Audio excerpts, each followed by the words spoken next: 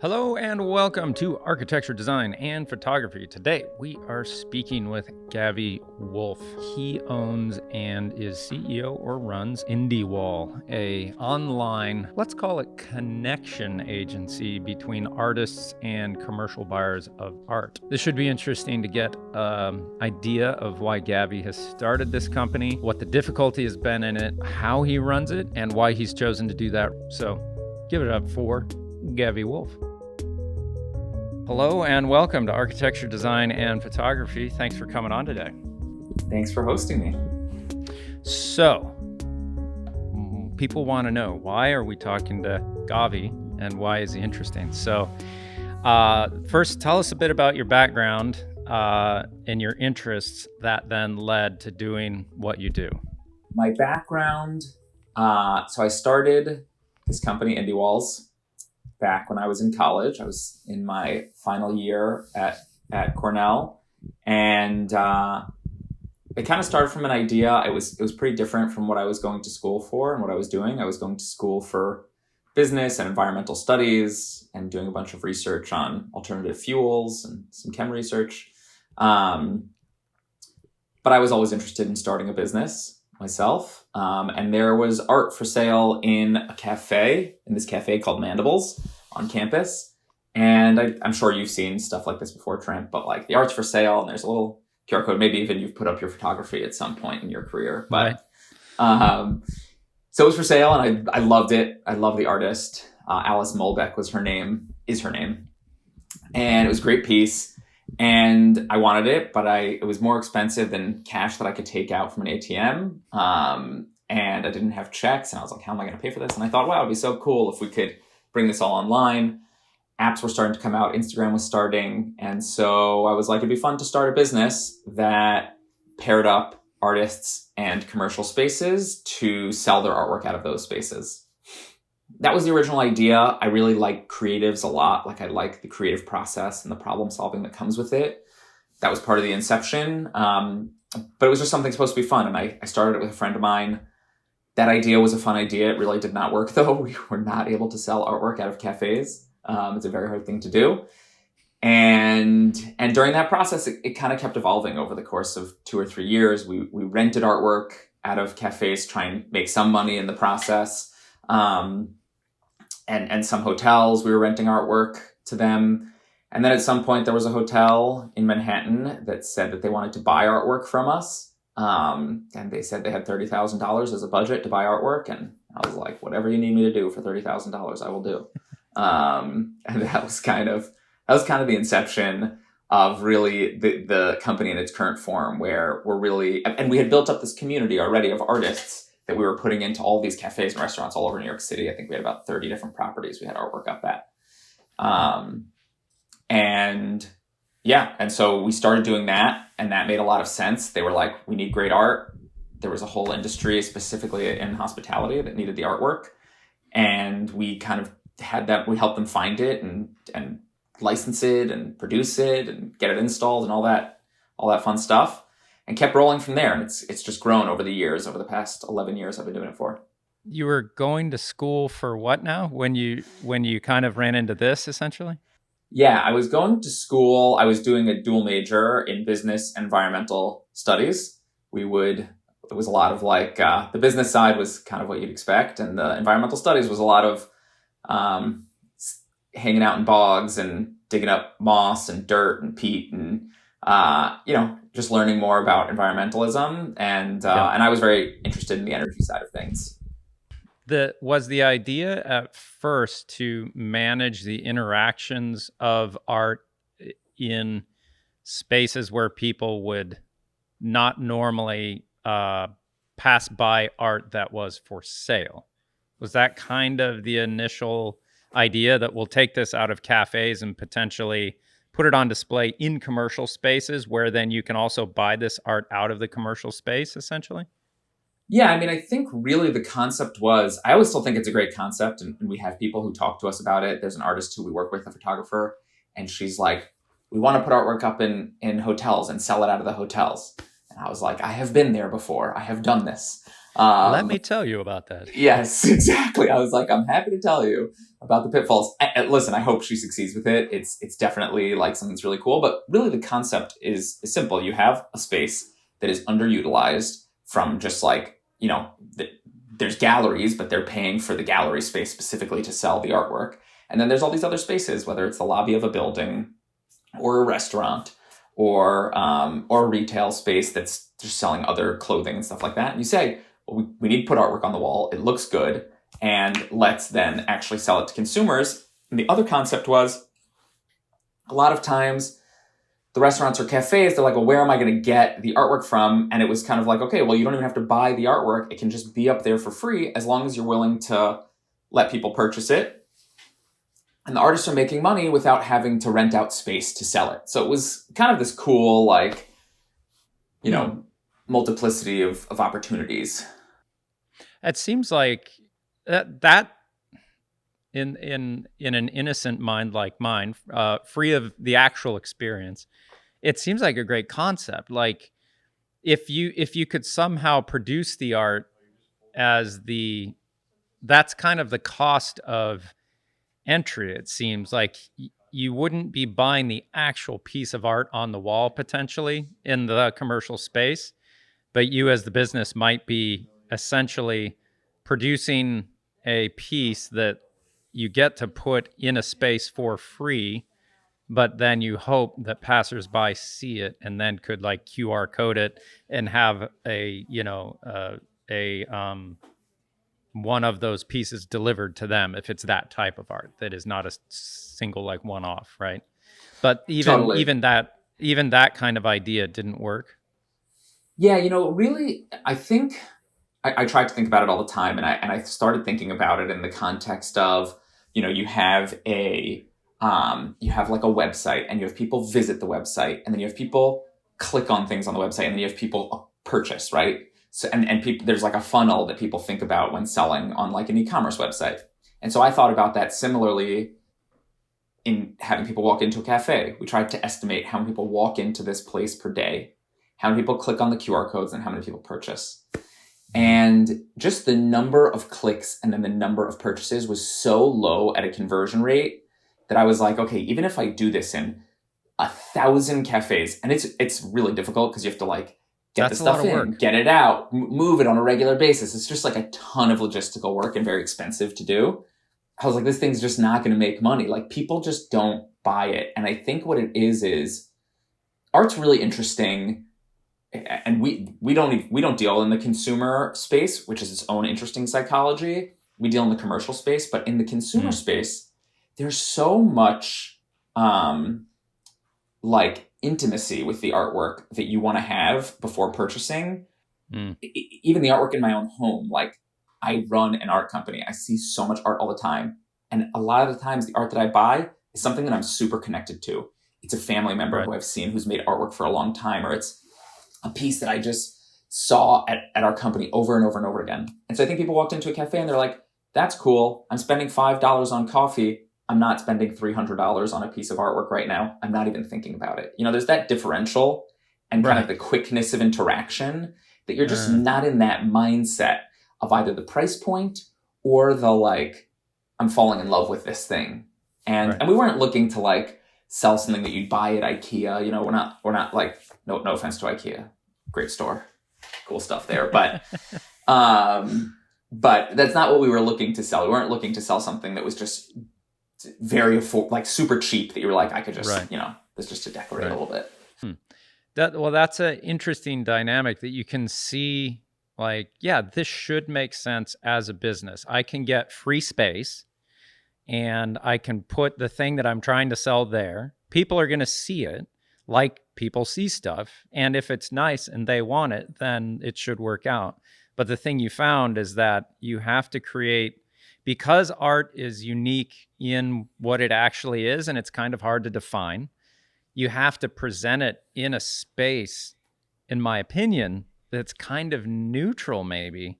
So the individual can sense the art on its own, not so much connected to a space that it complements as much as a space that complements the taking in of the art, right? I think that's a different psychological experience. If I'm in a commercial lobby, they select art to complement what the feel and design of the lobby is. And that's not hardly ever going to connect with me thinking I want that personally for my space. Yeah. And to offer something of value, but it is being sold in a place and an interaction that does not facilitate that kind of an emotional moment that allows you to connect, to then be able to depart with that much value or separate yourself from that much monetary value. Yeah, Yeah. that's really interesting. And I guess it leads me to the question, what really is art, and why does it fit in some areas for the interaction of I'm going to acquire that, and then in other situations it doesn't work for I'm going to acquire that. What it works for is that piece of art tells me more about this lobby, right? Mm-hmm. Mm-hmm. Like what is it that you believe art is? What is it that you're selling, and exactly why did you choose to sell it in this manner? So let's start Yeah. with what is your definition of art to begin with? Interesting. That's a difficult question. Well, let me say first something that the reason I thought of starting the company in the way that I had originally thought of it was because I did see artwork in a cafe that spoke to me that I wanted to purchase. Right. But what was interesting about that was it was a cafe on the campus that I went to school that I spent a lot of time in, and I had an emotional attachment to, right? And so the cafe itself, I think, also represented something to me, and the artwork was a part of that experience. Right. And so there was a lot of meaning there to me. Yeah. And that's and I had so much there. And I think when art is most successful, what art is creating an experience and an emotional reaction. And it doesn't have to be extreme, but it's something that you think back to, you remember in a specific way. It can be visual or tactile, but I think that's really the most, successful. I think there's so many different types of art, but I think in my mind, really successful art causes you to remember it and to have a feeling about it that's memorable and interesting to you. So what about you? What do you think of as art? How would you define it?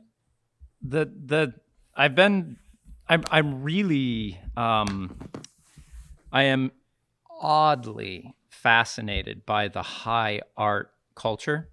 Yes.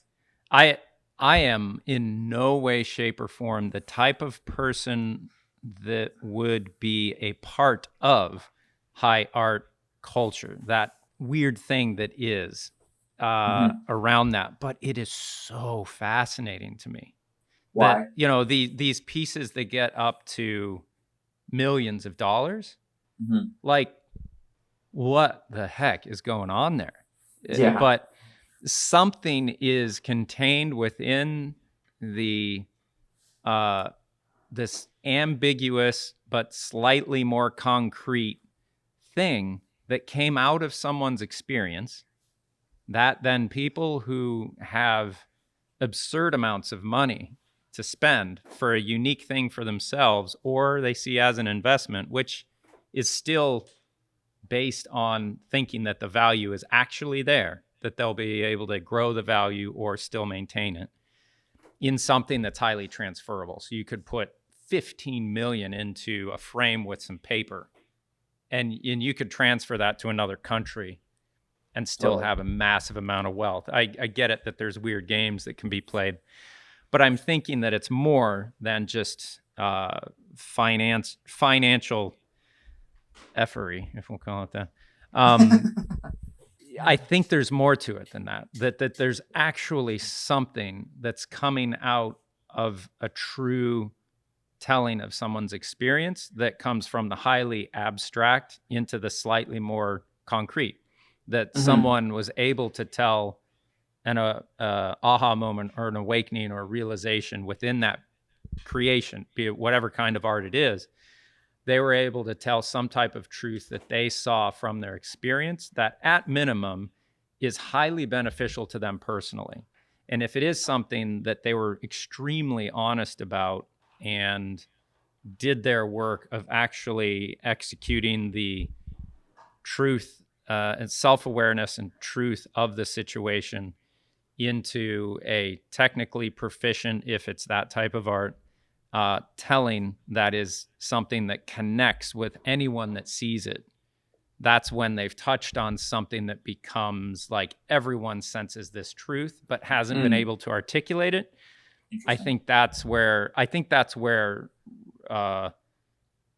art that goes beyond the immediate personal creator's benefit. Like I can go out and create stuff all day long that means something to me because of an experience I've had.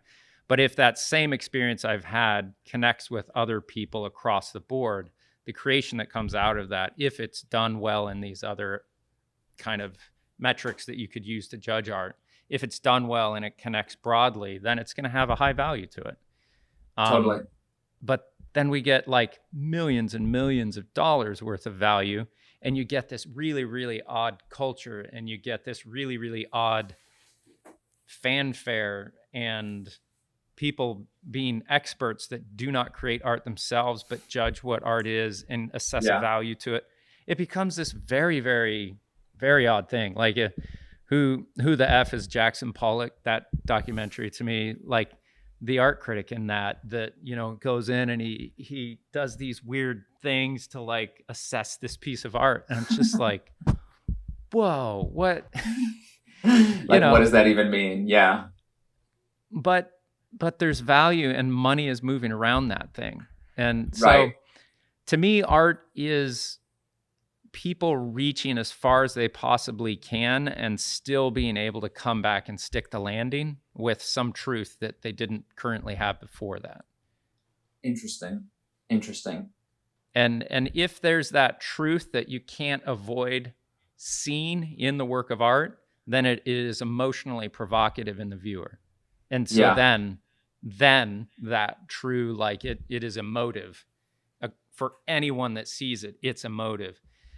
You know, when I think of still photography and I think of it as documented art, that like the most effective pieces of photography that I've seen, they're both horrific. And the one is the small child that washed up on one of the Mediterranean beaches years ago when there was and that photographer at that moment had to make a decision. Am I going to witness this and share it with the world? There's, you know, I have 2 boys, and there's the child looked like it was maybe 3, still had his shoes on, face down with a life jacket and on a sunny, nice beach. And the story behind that is just sickening. And then the father survived. And the quote from his father was like, I'm going to collect my family. I'm going to go home and bury them and die with them. That was art.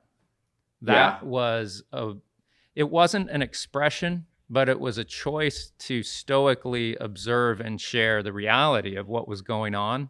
It's documentation, but the emotional response to that changed how I saw the world. Interesting. And in that is truth and value. That's worth millions of dollars. The other one that you know, the Nazi soldier that's got his rifle raised with a woman who's holding her child away from the soldier, and you know what's about to happen. And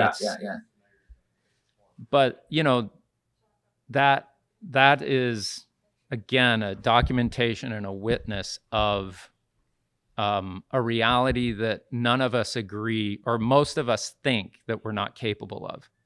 But I'll guarantee you, that guy holding the gun in that picture, if you were to talk to that person 15 years before that image and ask them if they're capable of something like that, before Germany fell into its tumultuous time and they created the demonization of a race of people, like, I'll guarantee you that guy never would have thought he was capable of that. But there he was holding that rifle up. And that witness, that is a far, far deeper and more important form of art to me. I can't say that, but it's just to me, that Right. It that impacts you shows in a me. specific way. Yeah. Yeah. So when I think of art, it can be on that scale, or it can be on the scale that is, the ideas of freedom and expression and all of that as well, or just merely a inspiration of what beauty is and how it can be captured in some way and shared in a still thing, or a performance art or anything else. The idea of capturing that and selling it, it almost feels like art is what we should all be doing once we take care of our basic needs, because art doesn't arise in a culture until you've taken care of the needs of survival, right? Yeah. So if you have, it is an expression of freedom and of, well, I guess there's different times where people have really created art when they lacked freedom, and that was its own expression.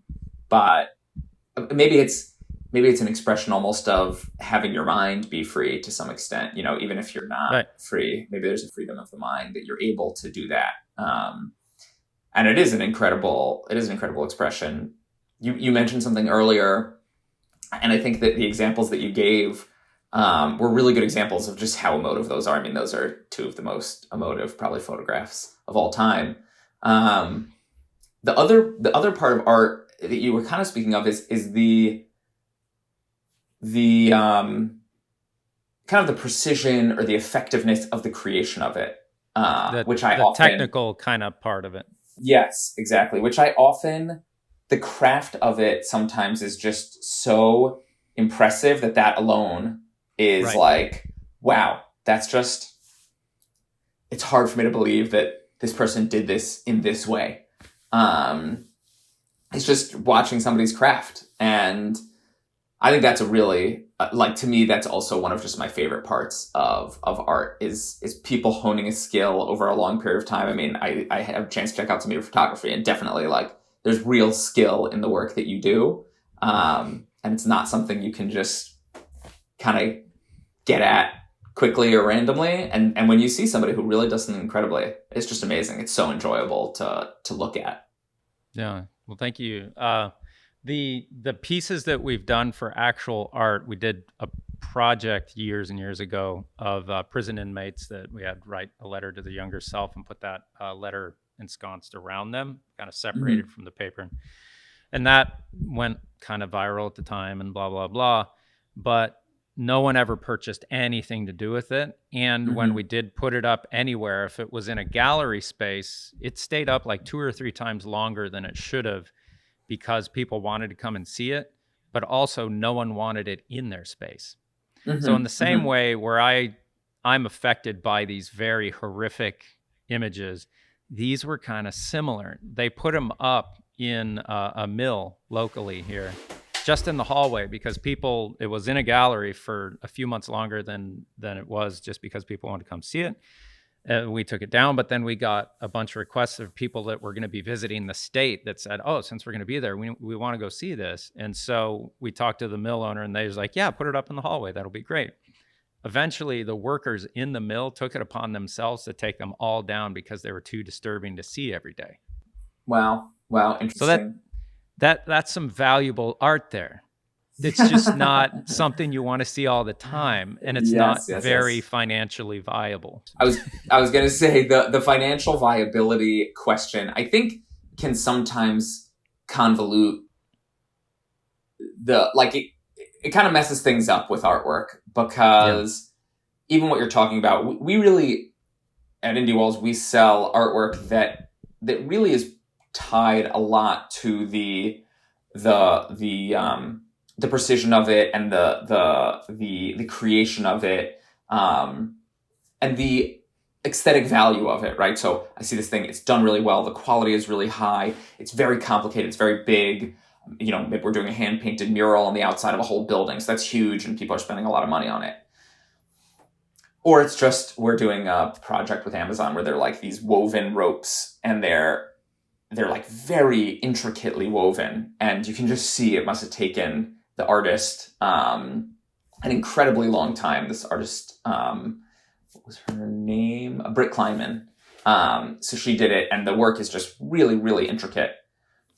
Then you have this other jump, like you're talking about, where the gallery world and the super high end, and then I think it stops being exactly about the art and starts being about a lot of other factors and what's value and what will people want in the future. But the wow factor, like you're saying, doesn't always sell that piece of art. But an artist or a gallery, I've often seen use that like shock factor as a way to bring people in and build a name. That everybody's like, whoa, Trent does crazy things. I don't want that photograph in my home, but now Trent has a crazy name, so I want one of his pieces that I actually like. And I think sometimes people will play that, or not that I like, but one that I can actually like have in my living room and people aren't going to bug out when they see it. And I think there's Eric Andre, comedian? Yes, I think I do. He's really just over the top absurd, like will just do crazy stuff to his guests, and it's like alarming, and Yeah. And so whenever he's doing his performance, his I'm Eric Andre comedian thing, there's this expectation. But then he meets people in real life and they're expecting still the same thing. And they'll do that kind of stuff interacting with him. And he's like, guys, this is an act. I'm an entertainer. This is not exactly me. So yes. I think about that with Sacha Baron Cohen. You're just like, if I met him in person, but I'm sure if you meet the guy in person, he's not going to be that. Right. Yeah. How you doing? Just your average kind of dude in terms of how he interacts with you. But yeah, there is that. I think we went to Art Basel this past year, and there was this piece that was being sold. You remember the banana? I don't know if you saw that. There was like a banana, pinned to a wall. It was just duct taped to a wall, and it was selling for $1 million. I think somebody actually bought it for $1 million. Yep. And was it a real banana that could rot? I think it was. I think right? so. I think it was. Yeah. Okay. Well, I guess some power move by some person with a ton of money is like, I'll spend $1 million on a banana that's going to rot. Whatever it was. But that same gallery, the name of the gallery I'm not remembering, they did another exhibit this year, which didn't get as much press, but I thought it was really entertaining. They had an ATM machine, and the ATM machine had a leaderboard on top of it. And you could come in and put your ATM card in, and it would take a picture of you. It wouldn't say your name, but it would take a picture of you. And then it would show how much money you had in your bank account. Okay. And it was this wild experience. And there was one, seeing the leaderboard was part of the exhibit, but the other was watching people put their ATM card in to see what it would show up on the card. And there was like a whole crowd watching, people put their ATM cards in, and anybody could walk up and do it. And when I think to that piece, one, just like such a ridiculous piece, but also a very creative idea of a thing to do. Right. And two, I don't think they're trying to sell that piece of art. The goal isn't necessarily like, I want to sell this thing. I think the goal is like, we're the gallery that just does things totally differly. And so if you buy I a would piece from love us, that kind of gallery. I'd be on the bottom of the leaderboard, but still, that'd be so cool to go to that kind of thing. That's very thought provoking. It's like, why are you here? And why would you enter your credentials in this thing? Are you, it's thought provoking and challenging. Totally. I like it. Totally. The thought provoking aspect to art is just one of the most interesting and fun parts of the art industry, for sure. Yeah. No, I'd be all over that. So how do you go about selecting art that you think will be viable for commercial spaces specifically? So I haven't really felt like creating art up until the last probably 5 years of my life. I didn't feel like I had anything to say, is how a friend of mine articulated it for himself. And I would agree with that he was a really talented artist, still is. But at the time when he had the ability in front of him to turn the technical expertise that he had in painting, sketching, and everything else into becoming an artist, he knew well enough at that point in his life he didn't have anything to say, and that his art would be a technical exercise more than saying something. Yes. And for myself, I really haven't had anything to say until I've had to deal with loss and failure, really. And having gone through things like that, it makes you much more capable of seeing beyond your own protective kind of things that your ego tells you. And you're able to see it a lot more clearly after having gone through things like that. And it's not until the last 5 years where I've really been able to be a closer representation in the day-to-day of who I actually am. Could say it that way, I guess. But in the idea of creating art, like I'm not free of the restraints of needing to pay for being alive. Yes. and the dependents that depend on me, and the one and kind of two people that work with me, also keeping them employed. So then immediately, like, you have this conflicting thought of like, well, I need to produce art that will appeal to people who will want to see what I have to say. So then you start to manipulate what you want to say towards what you think people want to see or hear, which is immediately counterproductive in making true art. So how do you select art for being presentable to a commercial client in that sense? Does it have to be just some form of neutral that's pretty but doesn't say too much lest it be offensive within a public lobby situation? Like, how do you read that, and how do you select people to represent and push their art towards some of your clients? Yeah. Well, first, I would take you to task a little bit on the idea that if you create art partially around what people want to see, that it is no longer true art. I think that there is a form of art that is truly, I think there's many forms of art.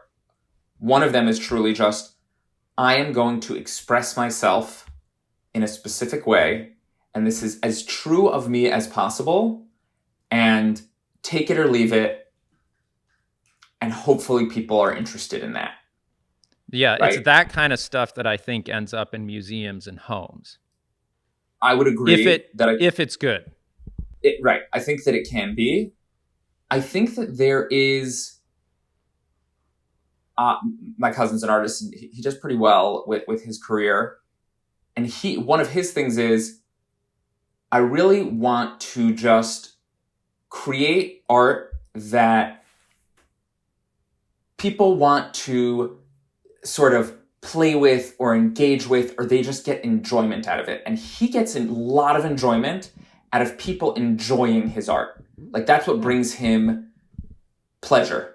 And that's like his thing in life is like, I would just be so happy if people just wanted to be around it and wanted to be engaged with it, and that would make me really happy. So from that perspective, it's an expression, you could say, of wanting to engage with other people. And so he definitely creates art with people in mind, like what gets them going, what gets them excited, what gets them having fun or being playful.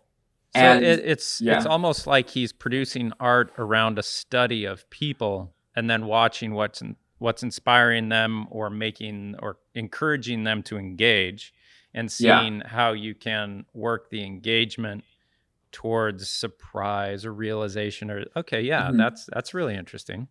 Yeah, and I think that's super fun, and that has I'm like always impressed by him. He definitely his like thought process resonates with me. I think for us, it runs the gamut of the type of artwork that we do. We're definitely rarely in the extreme end of really making people uncomfortable, like trying to get people to be uncomfortable, which is, I think, a really important aspect of art. But often when we're working with, a Virgin Cruise Line or a Google or whatever it may be, they're like, I don't want people to be uncomfortable around the artwork. Sure. I think a lot of it, and I don't do the curating. We have a team of people. I don't think I would do such a good job of the curating. I used to do a little bit of it. I'm definitely not the best. Sometimes I'll have like a vibe. I like understand what a client is really looking for, but I can't pull it together nearly as well.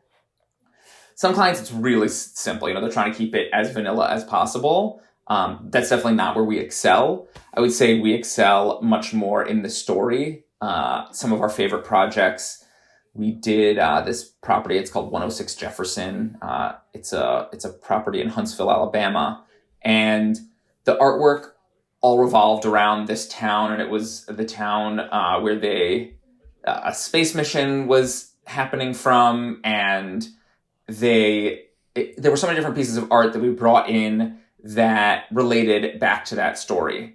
And there were actually these two pieces, which were these two monkeys, Baker and Abel. And there was an artist who it paints a lot of animals and in sort of anthropomorphizes them, like eating food with forks and suits on and stuff like that. And they're really intricately, beautifully done. And so she did those two monkeys, as Baker and Abel, who were the two monkeys that were sent up to space on this mission.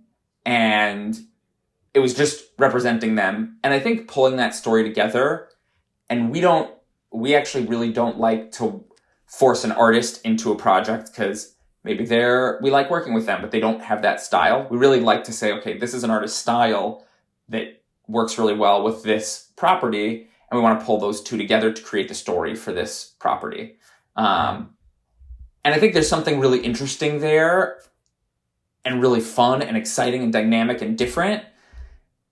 And it does, the artist is super excited that their way of expressing art in the world can mesh with what the story of a place is and how they can bring that together and be a part of that in a different way. And that's I would say, our best case scenario of how we work on a project and the artist that we're looking for is when somebody has a vision of what their space is about, and then you bring in an artist who is like, that's also my vision for the type of artwork that I want to be creating, and kind of putting those two stories together and letting them meld in a space is really dynamic to me and fun and just exciting.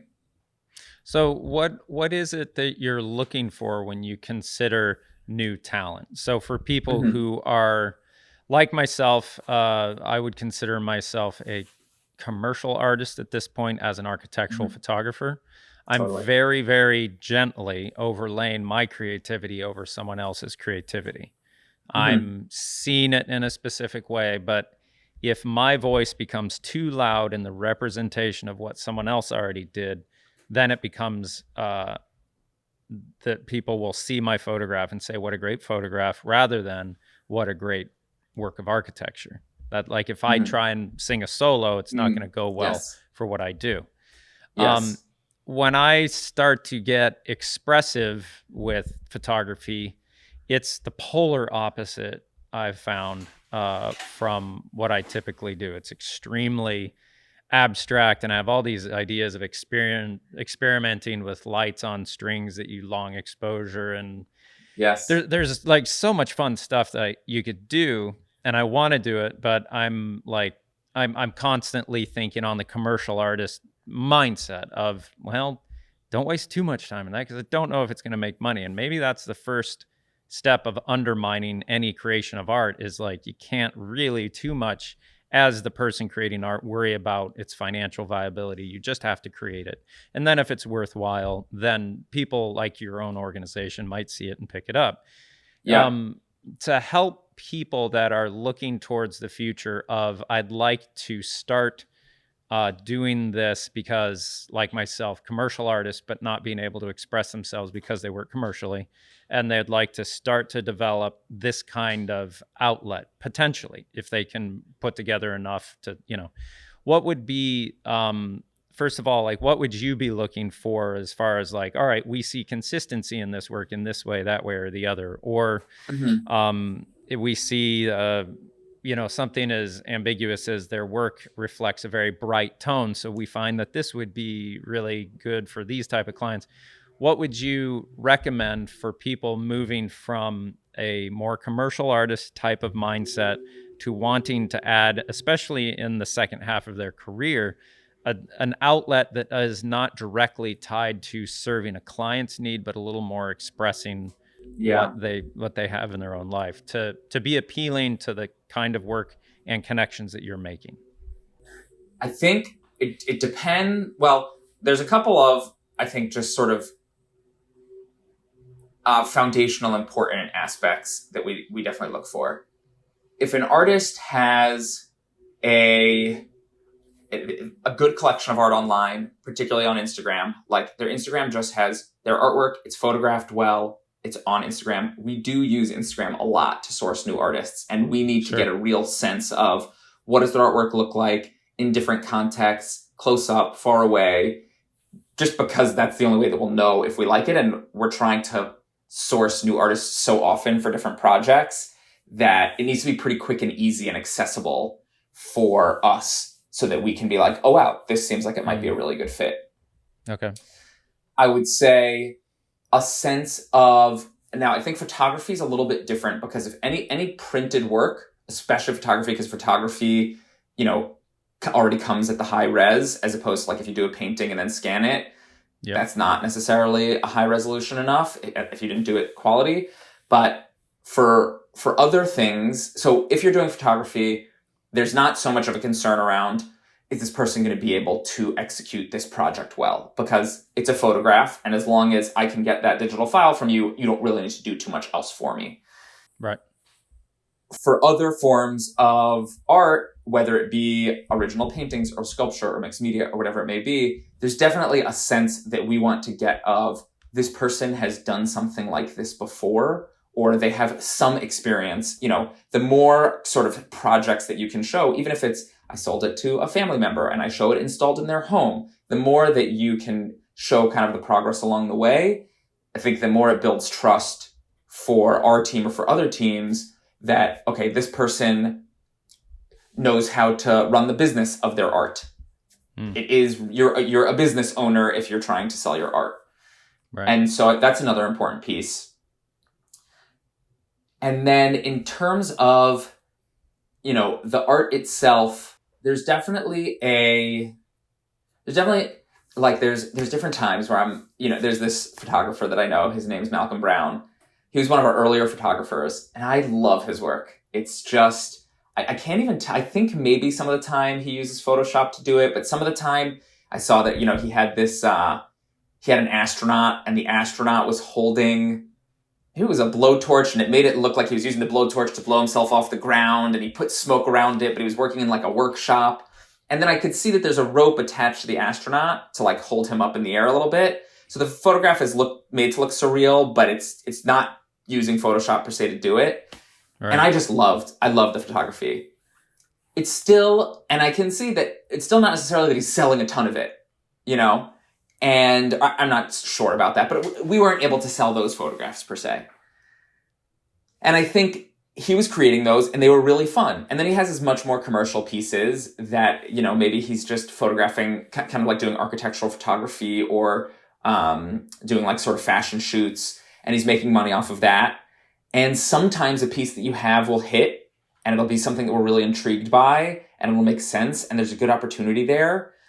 Some of the people who do well, I would say there's some very abstract photography that is, it could be like sort of that long exposure photograph that is maybe of like an ocean wave, and that type of stuff does sell more often, but there's a lot of it out there. And so you're competing with a lot of people.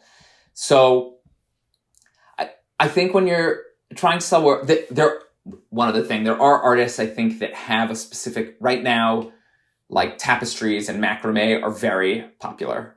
And so and rope installations and stuff like that. So there are some artists which have really perfected that craft.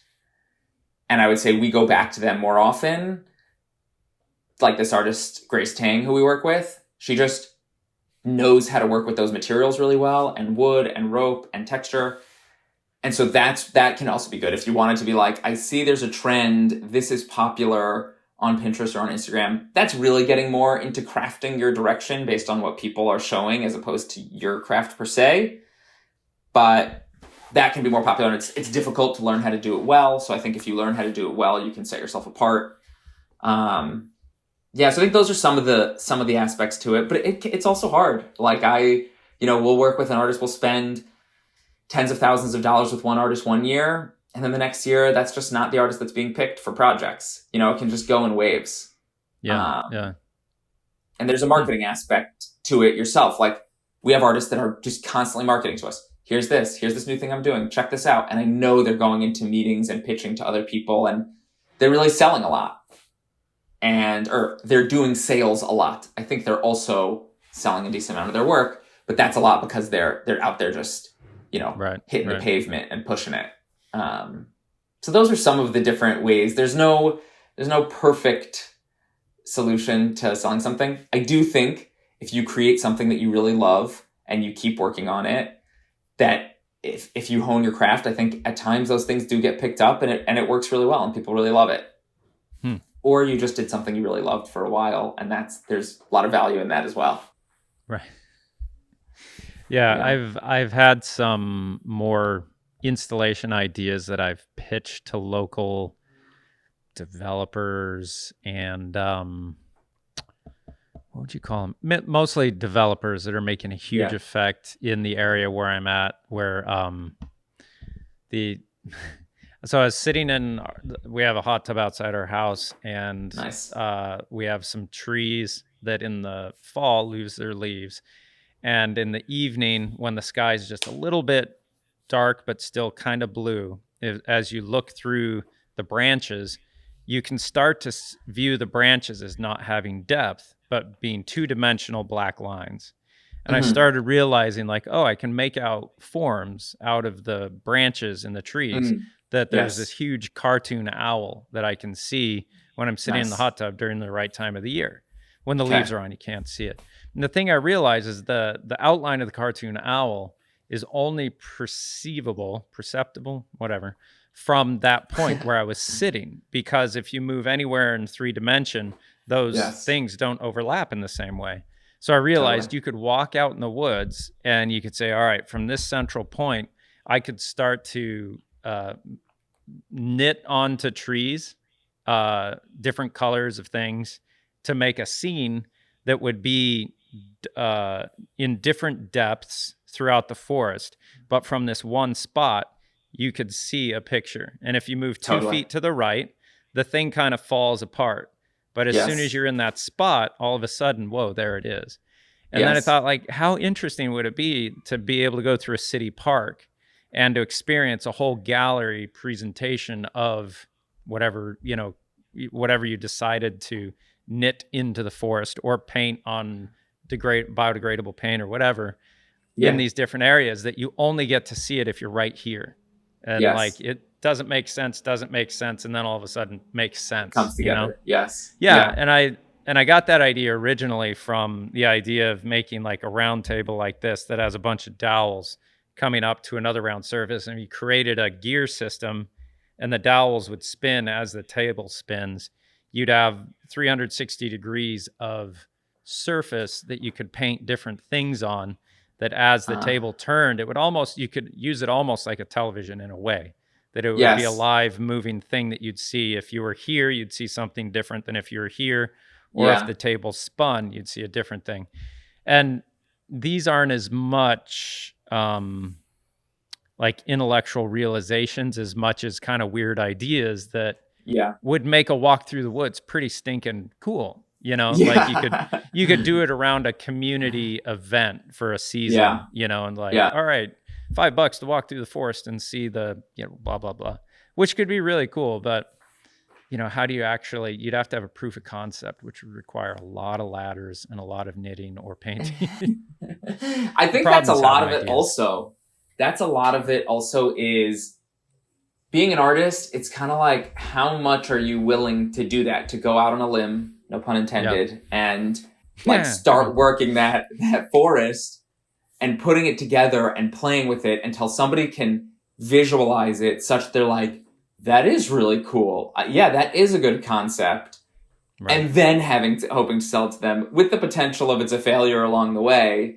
But that's also what's cool about art. It can often be a real, like, it's a problem set. It's like a problem you're trying to solve, and you're trying to work through it and do it and create it and play with it. And you're going to fail probably a lot of the time. It's not going to work. But there is that. There is like, I got to be willing to do this because that sounds awesome. I'm like, I would totally come to see that. I'd pay a little more than $5 even to walk through your forest. Well, yeah, maybe I should do it on my land. The other thing on our land where we live, is the weirdest thing. Like, it was completely forest when we bought it, but now that you can drive up to our house, we found that at night there's certain areas where when the lights shine, like if you back down the driveway and turn, as your lights sweep through the forest, all of a sudden you see all these little tiny thumbtack markers that line up.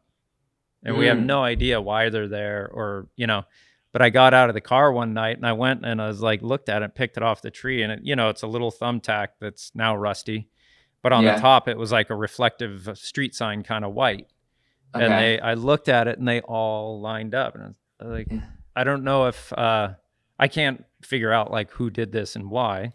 Obviously someone went through but that kind of thing, it made me realize like, oh, I can draw a line in depth through the forest. Well, what else can you do with that? And it would be so much fun to just kind of create that. But that's kind of at midlife, you have to think, all right, I got all these other things I got to do. Can I do that? I hear you. And that's always the thing. What are you willing to trade off for? What's going to come at that? And you're going to do this. What's at its expense? Yeah. And you have to be a little crazy. You have to be a little bit crazy to do Make some bad decisions. That is for sure. But a lot of things you have to be like, a lot of the best things, you have to pull out the crazy out of yourself to do some of the most impactful things for your own life. Yeah. Yeah. To make the jump across that gap, you have to run towards a certain death potentially. Yes. You just have to go. Yeah, you do. You kind of just have to do it. And then you're in it. And the thing is, the hardest part is really starting something. Being like, okay, I'm going to go out there and I'm going to start doing this thing. And then just pulling it along. I'd love to see it, though. See that forest piece. All right. I've pitched it to one other person, and I can come off as, if I get the last thing, I had a gallery, a person that I slightly know as a client, who said, oh yeah, we should put some of your artwork up.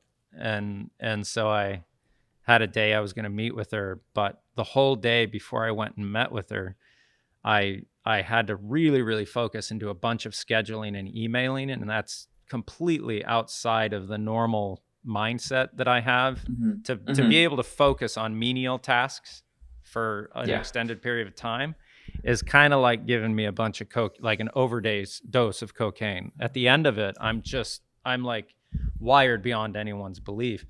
And at the end of the day, I was just so wired up from making myself focus on all these, one little task after the other.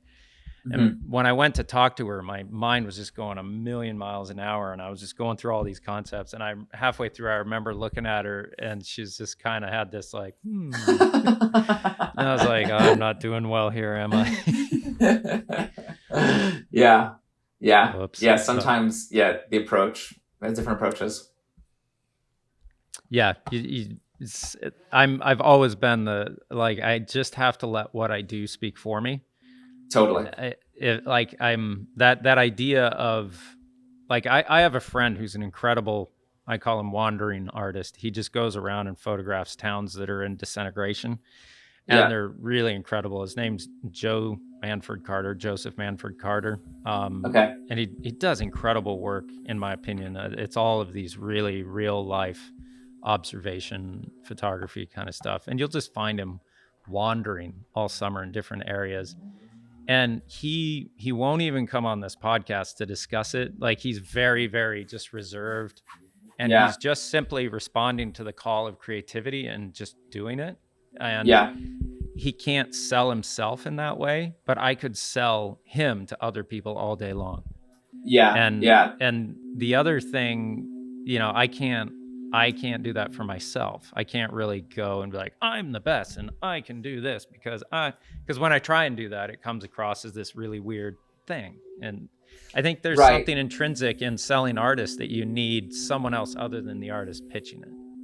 Interesting. I think that's an interesting idea, a concept. I mean, I find so at the beginning when we had started Indiewalls, we were definitely more.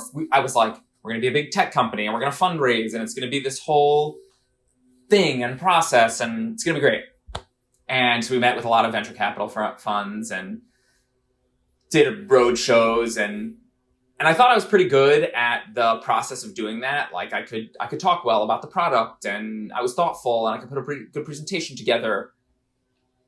But at that time, I didn't really believe that what I was selling was what they were buying. I did believe in what we were building, like the company that we were building, but what they were buying, like we met with one venture capitalist and he goes, so tell me how this is going to be $100 billion company. And I was like, $100 billion? Like, it's not even, who's a $100 billion company? What am I going to tell you right now? You know, and I was like, I think this could be a very profitable, successful, you know, many millions of dollar company, but that wasn't it. And so I think there is, when you get to a point sometimes when you're like, I know what I'm selling here. I know what I'm trying to get out to the market and it's good. And I know why everybody wants this thing. And I know I can talk about that. Then you're really like, I know I can talk about Indiewalls to a big property developer. And I know I can be like, this is why we're going to do this really well for you. This is why you can trust us. And I can really sell the person on it because I believe very strongly in what I'm saying. It's true to my core. And I think sometimes with artwork, artwork's a little bit different, right? Because you have to know if it's what somebody's looking for. But if the right match comes along and you're trying to sell to this person and you know it's a really good fit, maybe then it's easier to kind of pitch yourself and talk about yourself. I don't know. Maybe if it's like a very abstract piece, maybe that becomes a little bit harder because then you're trying to like talk about the etherealness of it and you want a gallerist to talk about it. I don't know. I've never been in that position, so hard for me to say. Now, when you say gallerist, what are you defining in that? When I think about somebody else selling your artwork, probably the most classic example I think of is you go into a gallery and there is a person there who is talking to you about the artwork and why you should be impressed by it and what the story of the artist is. And that I think of as a gallerist, I guess. Okay. And your role would be different than a gallerist in more so you'd be approaching commercial entities looking to match their vision or their persona of the company with art that you have within your stable. Yeah, we're pretty different in that we have a stable of artists. We're always bringing in new artists. We're non-exclusive, so we don't, you can sell to us, you can sell to anybody else, but we're also not pushing any one individual artist or any group of artists' work. We're not saying you should buy this art.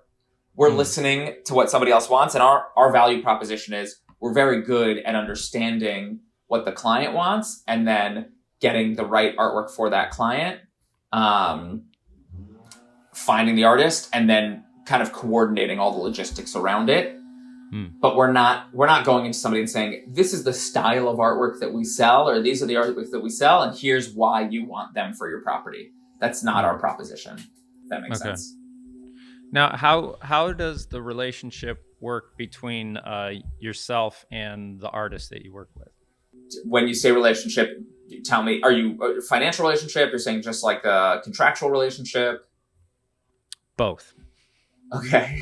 As much as you're willing to discuss. Yeah, for sure. So we work on a project by project basis.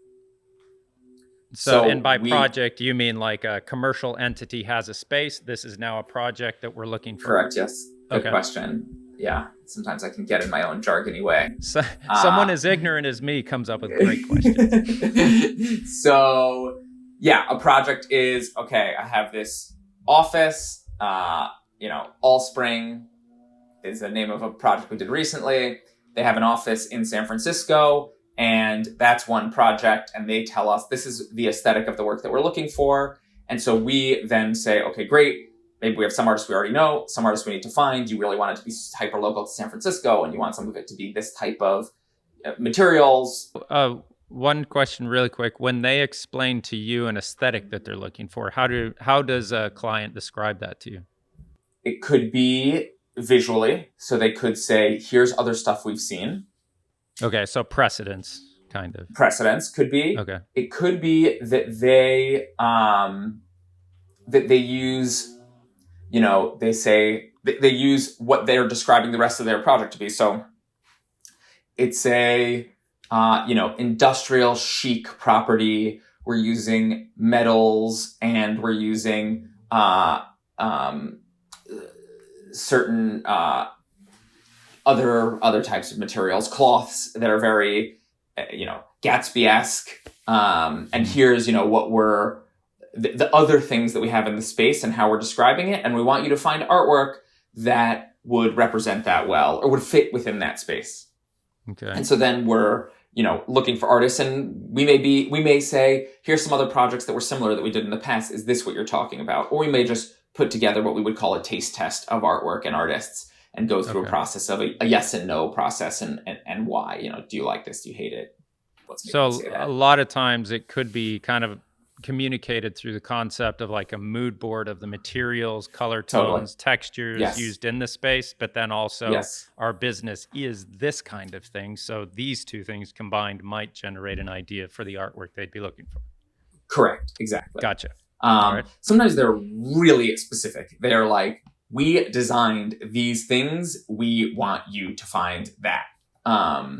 That's sometimes harder for us. I would say we're not always the best at like basically fabricate this type of thing, but we are good at this sort of like, here's the story, and our definitely the best is like, this is the history of the property. Can you come up with an artistic story that revolves around that and really tells that? We did a hotel in Midtown in the Flower District. And it was all just about the history of being in the Flower District and what that meant, and all the artwork kind of revolved around that, which was super, super fun. So that's how it starts. Then we reach out to the artists. Some of them know us. If they don't know us, we're saying, this is the budget we have for this piece in this location. We think some of your pieces would be the right fit. This is the size of the piece. Are you willing to work within this budget? We would, either license that piece from you and do all the printing and framing, or if it's an original piece, we purchase it from you, you ship it to us, and generally we pay, some amount up front, kind of depending on what is it, are they custom making, or are they not? Is it already in existence? And then we pay the balance of it after the piece actually ships and is installed in the property. And it's a one-off sort of situation. And often we never own or almost never own the right to reproduce that piece in some other way. And sometimes somebody wants to buy out a full license to the image so that they own the image, a client. I would say that's very rare because it's just so expensive. Most of the time photographers love to run into that. Yes, they would. And people do like it if they're like, great, you want to own this thing? But most properties, they don't really have a use for really owning it. And then we usually, there's an agreement that the property can photograph the artwork in the property as part of like when you would come in, you wouldn't have to remove the artwork from the walls in order to show the space. So that's part of the agreement there. Yeah, the Colby Art Museum up in Waterville, Maine has really nice space and really nice art in it. But occasionally when they have me shoot there, we have to leave specific pieces like out of the image.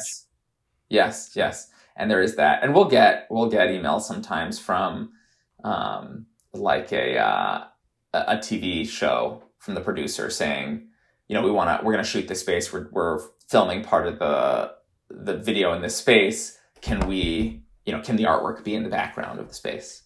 So there's definitely that. We often try and reach, even though it's part of the agreement that we can do that, we still reach out to the artist just to be like, hey, this is going to happen. Sure. Now, how much art are you sourcing for like digital walls? Like a wall vinyl, you're saying, or like a wallpaper? Well, like a wall that's, let's say, a combination of really high resolution panels that you could display video or digital art that transitions through different things, or like a waterfall hitting the wall, and this kind of thing. So like, how much digital art are we doing? How often are we doing digital art is what you're saying? Yeah. We definitely do a decent amount of it.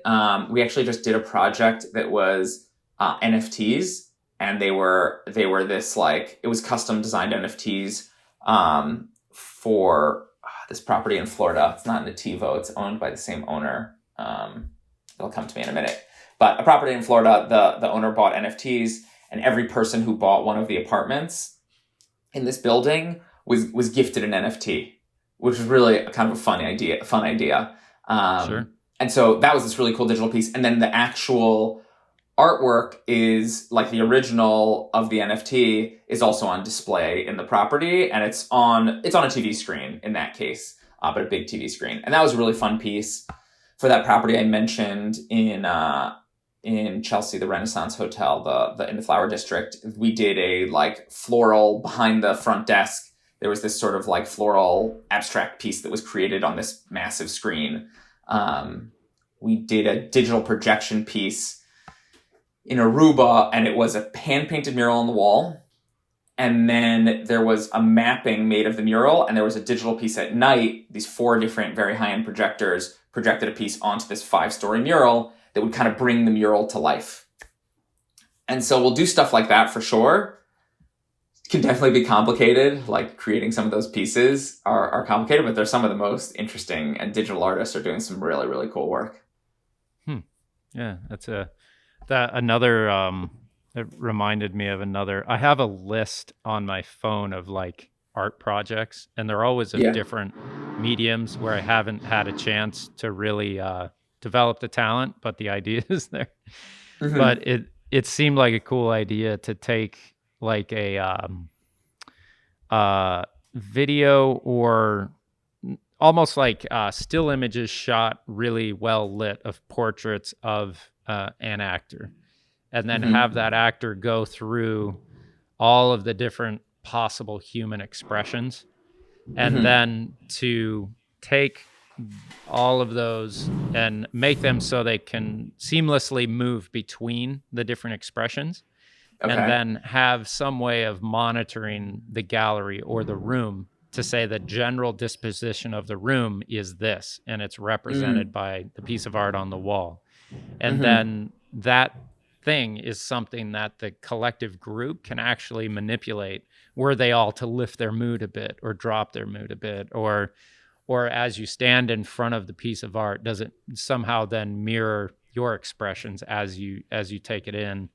Not really a mirror, but kind of a mirroring of emotional disposition. Stuff like that, to me, interactive is interesting. Yeah, those interactive pieces, I'm trying to think if we've done, I don't think we've definitely quoted out multiple times interactive art, where you're really, like, what you're doing is changing the artwork. They're super cool. One of my favorite pieces that I've ever experienced, it was in a museum. I'm forgetting where it was exactly, but it was a installation of these chairs. They were office chairs. And I guess all the office chairs had, I don't even know how they did it exactly. They had motors in them. And as you would get near to the chair, it would run away from you. But sometimes it would kind of sneak up on you. And you're just in this room, and it's all these office chairs, like, interacting with you in a incredibly, totally, exactly. You're, like, bugging out a little bit. And it was so fun. It was such a fun installation. My kids came and they loved it. Obviously, they got yelled at multiple times because they obviously were trying to, like, trick the chair and attack the chair and knock the chair over. But it was such a fun interactive installation. Yeah, interactive installations can be amazing. Yeah. They're my wife's favorite piece of art she's ever interacted with was at the I forget what it is, but the really modern art MoMA in South Boston. I could be getting that wrong. But it was essentially like a campfire exploded and was frozen all of a sudden. And it's all these little pieces of charcoal that are suspended on filament. So it's like an exploded, all of it, but frozen. Oh, that's thing. And cool. again, it has that three-dimensional thing, kind of like the forest, kind of like the I was pillars that thinking would be that on a, also. yeah, Yes. Yeah. and the ability to have this three-dimensional thing in space that you could move around and it changed from every view, but was viewable by every position in the room, was Yeah. a really interesting concept as well. Yeah, I was thinking about that also. There was Tata Motors, I just think car company, or maybe a manufacturing. They had an exhibit inside of the museum at Cornell, and it was also like an exploded car, and all the pieces were kind of all over the place, and you could kind of see them all lined up in a specific way. And I had been thinking that when you were talking about the forest, it was very, very cool, and like you could look at each little detail and. Right. Well, the exploded diagrams that you'll get with technical drawings and stuff. Yes. Like to see that in real person, like an entire car that's 10 times bigger, but you can oh, the drive shaft goes to the... Right, exactly. It's so cool. There's a lot of cool aspects of that. But yeah, pulling something apart, I think it's part of the people's intrigue in like what's on the inside, frozen in time. You know, I can really see the inner workings. That's actually cool. It makes me even think about... I definitely also would like to have somewhat of my own art practice, which I don't have. And I do make things, but not art per se. But I'm like, oh, that would be kind of a fun art piece to suspend and air something that you'd want to see in pieces and how that kind of works. And you can think about that. Well, here's a concept. You and I can start another organization for undiscovered artists that have no talent as of yet, but potentially might. It's like it could be a farm league for your company, right? Yeah. Oh my gosh, yeah, a talent agency of totally unknowns. Yes, there you go. Right. This is farm league art. That's where you got to start. You know, farm league art. It's where you got to start. Yes. People have a good enough story. I like it. Cool. Well, it's been really interesting going through this with you. I definitely have it on one, like my personal to-do list to start to develop more of an outlet, no matter the financial viability, just more of an outlet of expressing what's going on with me through all of that, through creative outlets that I think will be beneficial no matter what. And I think if anyone who wants to get to a place of having some kind of monetization of expression through art, personally, I think the best idea is to just simply start doing what interests you and what you can use to express yourself. And then if it connects beyond your own experience, it's going to be monetizable, if that's the wrong word to use. Who knows? But I think that's it. Yeah. Monetizable. That can't be right. That sounds horribly wrong, but that's what I come up with. Okay. I definitely agree with that. I think if you do something that you really are feeling like this is something that's meaningful and I love it and it's working for me, I think if you keep at something, what exactly it looks like are people buying this thing that I'm selling? I don't know. But does it progress you in a way that gets you more to where you want to go? In some way, it connects you with other people. It brings people out. It brings something out in you. I think that seems almost certain to me.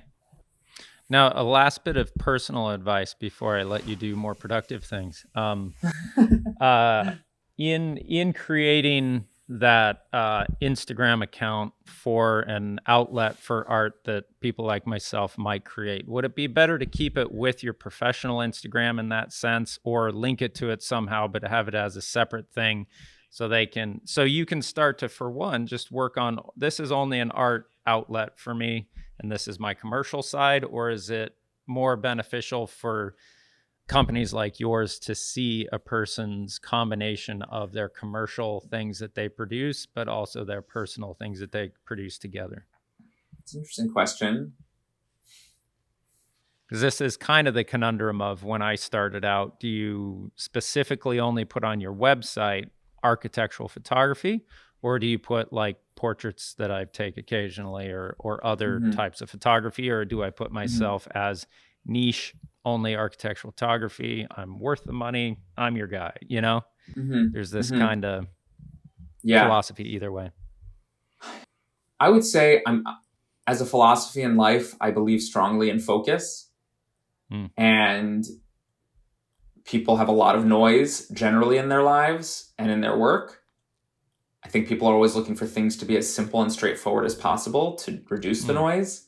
So my inclination is to say to focus on one thing. And I think that's probably easiest for our team if they are not confused. You might even lose them in a few, lines down. You might lose somebody in a few lines down. The only counter argument that I would make to that is that if you do have a following somewhere or you've already gotten traction with something, that's also pretty valuable. So, right. But having some personality in there for sure is really good. Like, I think people like a personality and who you are and making it about you to some extent, even on your website. Like, it's definitely clear to me that you're an architectural photographer, and that's pretty clear.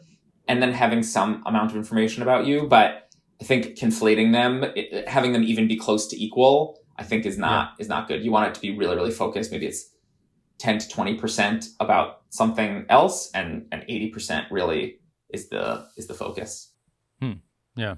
No, that's good advice. Being focused. Like if I was trying to get representation and they sent them to an Instagram page that had mostly commercial work and then occasionally art stuff popping in, then it would be kind of like, all right, go through that, see that, go through that, see that. It would be a little unfocused, like you're saying. Totally. So that's good advice. 100%. Having it a little more, I don't think it would be bad for me at this point with the following everything I have to include personal work in my commercial feed.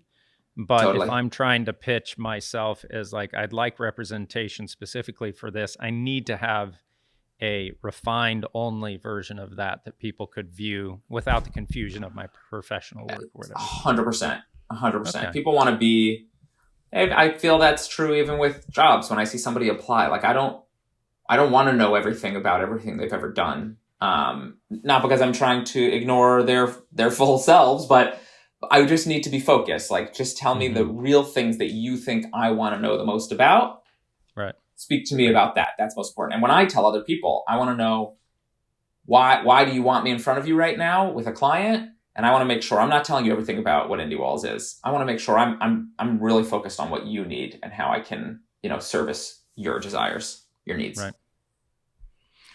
This is good advice. I appreciate it. Thank you. You got it. Thank you for asking. Yeah. So where do people listening to this find your company and anything that you want them to find out about you, or yada, yada, and yada? Yeah. The indiewalls.com, INDIE, not Y. So INDIE walls.com, all one word. That's where to find the company. We're definitely on social media, on Instagram, etc. I personally, probably the easiest place to find me, even though it's kind of the lamer place, is LinkedIn. Like, it's just where I communicate more as a social media platform. Man, do I hate LinkedIn. I stay away from it so much. I don't know why, but I think the art world also really, I was like, oh, should I even say it? But the art world also is like, God, what is LinkedIn? But it is, for the people I work with, it's a very good place to communicate with them. Like, for designers and architects, that's where they are a lot. And that's where information is. I have Instagram. It's Gavi Wolf on Instagram. I use it very, very sparingly, I would say. But yeah, those are probably the main places. And artists can apply directly on Indiewalls. And I'm not the person who decides. We have a director of curation. She's really the one picking it out. Yeah. Cool. Well, Gavi, I really appreciate, am I saying that right again? Gavi. Yeah. Gavi. Yeah. Gavi. All right. Well, Gavi, thank you so much for taking the time to talk with us. It's been enlightening. You've helped turn some lights on for me and maybe help me set some goals for artistic outlets. So I got to go do it just for me. And then if it turns into something else, great. So, yeah 100%, Trent. And I really appreciate you having me on. And if you make the artwork in the forest, I want to be the first one to hang out. Oh, heck yeah. All right. I'm getting, as we're talking, more and more ideas of how to effectively maybe accomplish something there. So we'll see. Cool. Looking forward to it. Thanks again. All right. Thanks a lot, Gavi.